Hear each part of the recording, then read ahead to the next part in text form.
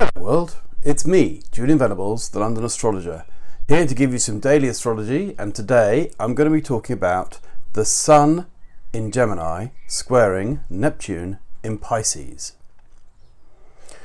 Well, as I look out of the window over here today, I see a grey sky, diffuse and full of dampness and wetness. It's been raining, it's cold, where's the sun?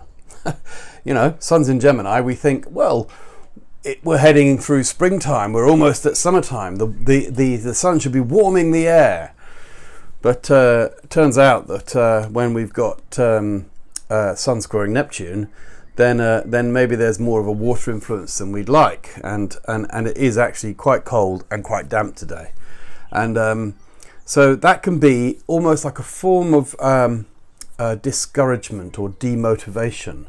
And that's what we need to watch out for today, because it's very important to keep going, you know, and not only that, but to be inspired and to see that dreams can come true if we push for them, and that's a little bit of the square. So now we start to look at things, and I'll bring the board up so you can see, because I think I need a bit of guidance today with the Sun square Neptune. Right, so Sun in Gemini square Neptune in Pisces. This is a mutable configuration, which means adaptation, variation, change, allowing for change, understanding that things can flow and move. The peak is 9:37 a.m. tomorrow, Thursday the 11th of June. The general picture building up to Sun square Moon, last quarter phase. So the moon is diminishing in its light, and it goes into Pisces and squares the Sun, and this will be the actual last quarter. Moon will already be in Pisces. The last quarter is at 6:30 a.m. on Saturday the 13th, and this is immediately followed by Mars conjuncting Neptune at just after 2 p.m. on Saturday the 13th. So what's happening right now is we're building up to a lot more of a Pisces theme. So the next few days is very Pisces, theme of moon going into Pisces, and then all these things happening in Pisces, whilst this has just happened as well. So let's look what happened just before this, because right now if you look at the news, of course, the things going on, some of the headlines are things like statues being toppled of old colonial past. This is fascinating. We just had Sun square Mars, okay? And Mars would be the colonial explorers, the victors, the people who asserted themselves in history, and then got their, became Mars. But it's the idea of that colonial past, I think, is a sort of a Mars in Pisces theme.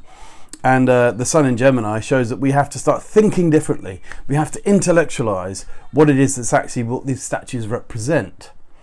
And when we think like that, then we see that times are moving on, everything's changing, we're evolving. And so let's look a bit more at the idea of Sun in Gemini right now. Gemini, of course, is the twins. It's the idea that two things different are also the same. And that is to say, there is there's a difference, but there's similarity. Hot and cold, black and white, light and dark, male and female, awake and asleep. If you like, these are polarities, but they kind of can be fitted into the idea of Gemini. That is because Gemini is a dual sign. So when it comes to things like the debate around race, we are all the same. We are all one. We are all under the same sun in Gemini. We are all under the same sun. We all share the same light. And therefore, we need to have that shift or change or adaptation or variation to be fully accepting of that. But in order to really get that, we've got to tackle the unconscious things that are still around. And that is things like colonial statues from the past, because that shows that, so-and-so slave trader or, exploited, manipulated masses of people in the past, and then they've got this statue up in their town centre or wherever, So the point being is that this is the change that is occurring at the moment. if we look at the newspapers today as well, you know, there's a leader today about language matters when we talk about race. Now that is such a Sun in Gemini thing, because language does matter, you know, and also visual things.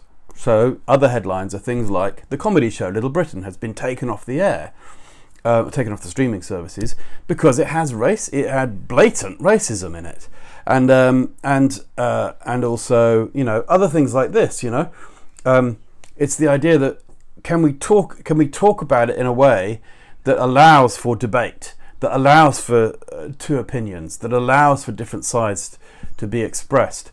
And so there's a massive kind of, you know, it's almost like a kind of new cleansing going on, you know, because people have visualized this for a long time. We've been wanting, you know, civil rights movements, for example, and now Saturn's in Aquarius. This is time for civil rights movements. But civil rights movements are idealism. You know, what would it take for us to live in harmony? What would it take to live in peace, with an understanding of all cultures being same but different? We're all human. So, you know, these are sort of things that are going on whilst the Sun is in Gemini. Now, the square to Neptune in Pisces ultimately can be a little bit discouraging. It's not meant to be, you know, because a lot of us could be, you know, particularly idealists, could be very activated at the moment, and it's wonderful for that.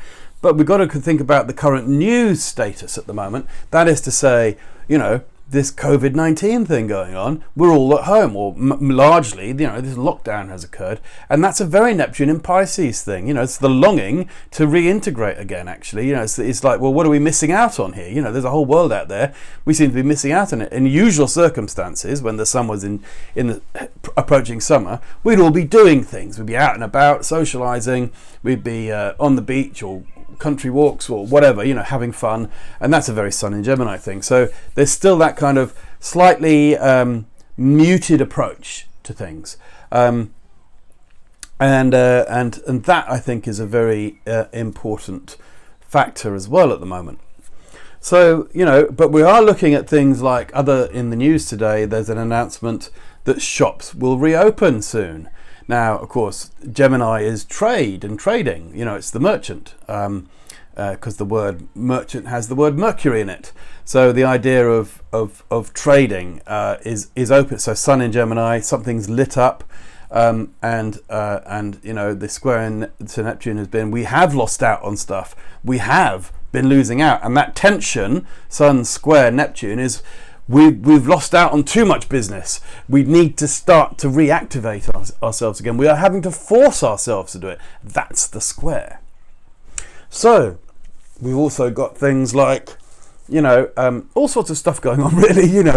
But if you look at the papers, you see the answers, you know, or you see what's rather the reflection, not the answers, but the reflections in the sky, according to what's happening. So in a way, we've you know, got many different things going on. One more that I spotted as well in the paper today is J.K. Rowling has entered a Twitter debate. J.K. Rowling is an author, a writer, very Gemini influenced, and she's into some debate about a transgender row. Of course, this is all to do with language and understanding how people describe things. So again, and it's also to do with modernization, you know, moving forwards, evolving, and all coming under the same, we are all under the same light. And I think that's very important as well. We're all under the same sun. So there's a few pointers and ideas for you about Sun in Gemini square Neptune in Pisces. In your own life, what might be going on? Well, you know, I think really what we're looking at here is looking at different things. You know, that's Gemini, looking at alternatives, looking at new concepts, new ideas, when contained or when trapped in something. A good idea might be to, you know, write about your idealisms, write about your dreams. What is your utopia? What is it that you want to achieve in this world? But not so much achieve, but what is it that you would like to manifest in your imagination? A good time to think about it. A good time to start writing things down like that. A good time to talk about it with others as well. and then also, you know, maybe there's a bit of the artist in you that needs to be expressed. That can be a very good time to do that. There's a pressure with a square. There's a little bit of tension behind it. It's difficult to do two things at the same time with a square. You have to do one or the other, and so really you have to kind of be Gemini, or then, you know, subsume to Pisces, or the Neptune in Pisces, or something like that. That kind of, you know, be overwhelmed even, you know. It's a water thing, and water is very fluid. It fits its container, you know. So if you've got a wide and vast imagination, then maybe it's time to try and bring that down into something, to see what you can fit, in the current climate. You know, generally speaking, that could be, you know, but I would also say look out for and pay attention to what people are saying. There can be quite a lot of deception and duplicitousness around at the moment, a certain amount of superficiality as well. So be very aware of all that, and pay attention to what it might be, what sort of things you might be being told by you know, in all sorts of things, you know, people claiming certain things when they're blatantly not. You know, there's a quality of a little bit of the cover-ups, and so pay attention to all that, because you never know what you might actually reveal if you lift up the area that's been covered. You might see that then there's something that you weren't expecting. So there we go. So that's the I think, you know, probably quite enough for now, because I try to keep these videos relatively compact and concise. I would like to encourage you, please, if you discovered me for the first time, please subscribe to my channel. That means if you go to around about here, just below the screen, there's a little red button that says subscribe. Beside that, there's a little bell that you can click to be alerted or told whenever I release a new video. There is a thumbs up, which is just around about here, I believe, somewhere on the screen there, just below the screen. Please give me a thumbs up. And of course, you're very welcome to leave a comment.